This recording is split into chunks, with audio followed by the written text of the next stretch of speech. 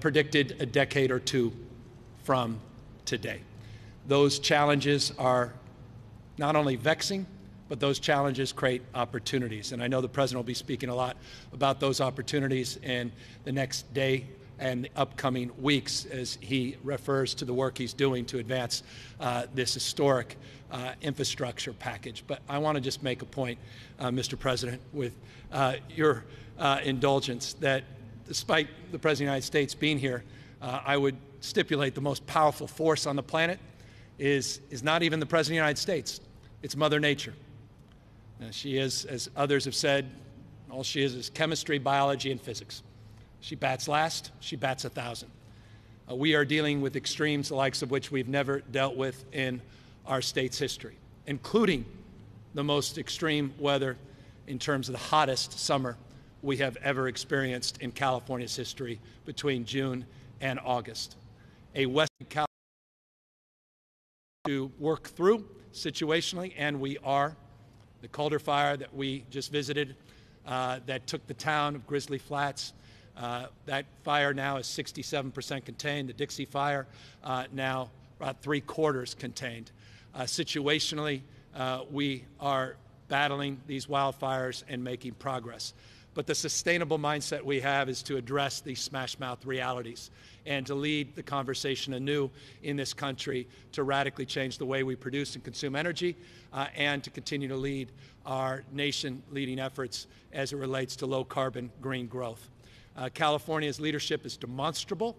California's leadership has been challenged in the last 4 years, but those headwinds now are tailwinds with the Biden administration. We're not sparring partners, we're working partners as it relates to issues of climate change and dealing with the challenges of wildfires. And so, Mr. President, I'm just honored that you're here. We are all blessed, 40 million Californians strong, that you took the time to be here. But as I began, let me end by saying this is not your first foray into this issue. We held 2 summits with West Coast governors, proactively held with the President's assistance. Not only did he show up to make remarks, he stayed until the end of both conversations. I've been around this business long enough to note the distinction between people that are interested in things and people that are committed to solving things. The President of the United States' commitment is demonstrable. Now, the 3rd time here physically seeing the impacts of these wildfires for himself. But his commitments he made in June, the commitments he made in July, the promises that he made to follow up, he delivered on. We had specifically 4 things we requested of the President of the United States. All 4 he delivered on. And so, Mr. President, let me also take this moment, not just to thank you for being here at this critical juncture, but thank you for delivering on your promises. Thank you for meeting this moment head on, and thank you for leading a conversation anew in this country around resiliency and around painting an optimistic picture of the future as we transition to a low-carbon green growth future. And so with that, let me introduce the President of the United States, Joe Biden. Thanks, Governor. Well, folks, thank you, Governor, for those comments. I want to say good afternoon and to all of you here in this cool hangar. Earlier today, we were briefed by the National Interagency Fire Center in Boise, Idaho. The center located is a locational hub for our federal firefighting resources in the region. And we just surveyed some of the damage of the Calder fire here in California, which in less than a month has wiped out for 200,000 acres and 1,000 structures. Homes, precious memories destroyed, air quality degraded, local economy stopped in its tracks, and nearly 200 people in the area forced to live in shelters. Everyone in Northern California knows the time of the year when you can't go outside, when the air will be filled with smoke, and the sky will turn a apocalyptic shade of orange. Parents worried about keeping their children safe in a pandemic worry about air quality as well. Thus far, the nationwide over 44,000 wildfires have burned nearly 5,300,000 acres, roughly the size of the state of New Jersey. In California, this year more than 2.2 million acres have burned. The Dixie Fire burned nearly 1 million alone, and we're working closely with Governor Newsom to make sure California has every resource available to keep families safe. And the governor has led his state with poise and strong leadership. He's been an innovator in items for long-term solutions, and he and I are both optimistic. These fires are blinking code red for our nation. They're gaining frequency and ferocity, and we know what we have to do. And it starts with our firefighters, putting their lives on the line in rugged and dangerous conditions. I never forget coming out to Arizona in 2013 to speak at the memorial of the 19 Granite Mountain hotshots who gave their lives. Firefighters are unmatched in their bravery. That's why I took the action I did in June to ensure that all federal firefighters earn at least the minimum wage, and we're working on fundamentally changing the benefits that are available to them. FEMA has approved 33 fire management assistance grants to help Western states pay for the cost of fighting these awful fires. We used the Defense Production Act to address the shortage in fire hoses. Because of the pandemic, we found ourselves in a situation where there's a backlog in an awful lot of things. We restarted the idle production line in Oklahoma, bringing back to work and delivering thousands of new feet of new fire hoses to the front lines. Hard to believe, short on fire hoses. In addition, we've tapped DoD, the Department of Defense, for 10 aircraft, 20 C-130s, a modular airborne firefighting systems with those systems, and to help our fire suppression, the RC-26 aircraft to provide critical imagery from space. They're based in California, and they've now flown over 1,000 missions across the West. 250 active duty military troops on the ground at Dixie Fire in California, working alongside firefighters.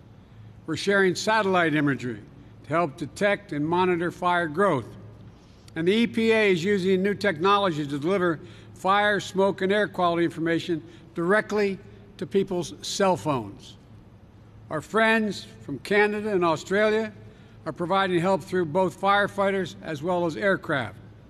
And my Build Back Better plan includes billions of dollars for wildfire preparedness, resilience, and response, forest management to restore millions of acres, and to protect homes and public water sources. This bipartisan bill includes more than $8 billion to increase resilience in wildfires. And to that, counting resolution packages include the continuing resolution package include $14 billion in disaster needs, including $9 billion for communities hit by wildfire and drought. We're not going to leave these people in distress.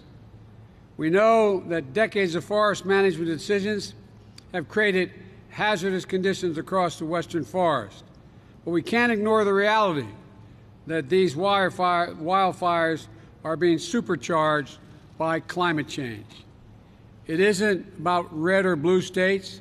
It's about fires, just fires.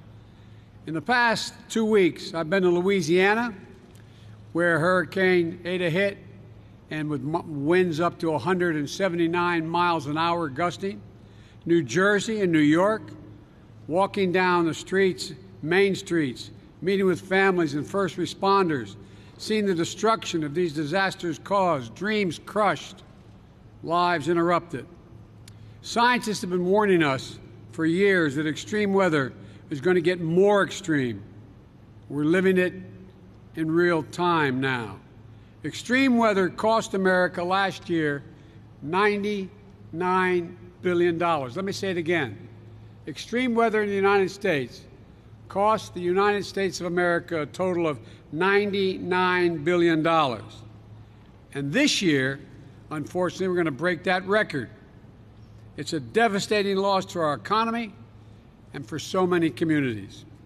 When we fail to curb pollution from smokestacks and tailpipes and continue to use fossil fuels as we do, we increase risk that firefighters face. But each dollar we invest in resilience saves up to $6 down the road when the next fire doesn't spread as widely. And those investments also save lives.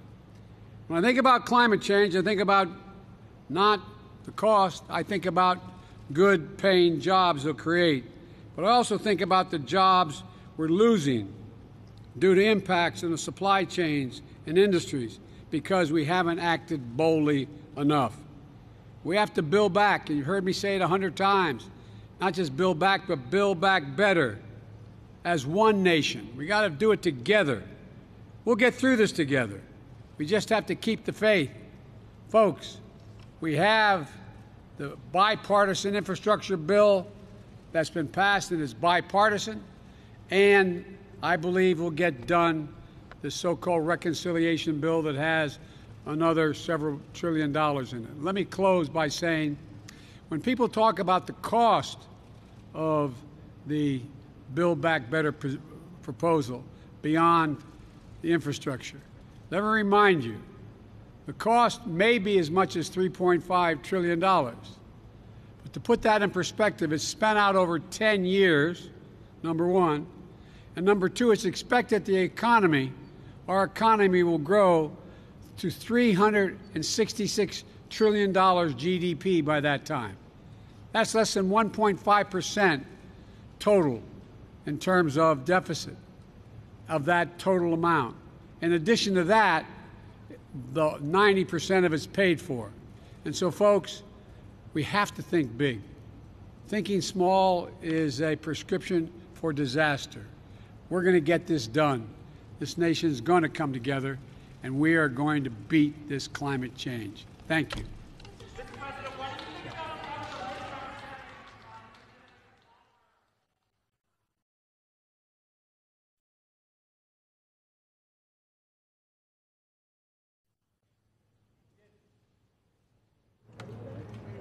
Travelers United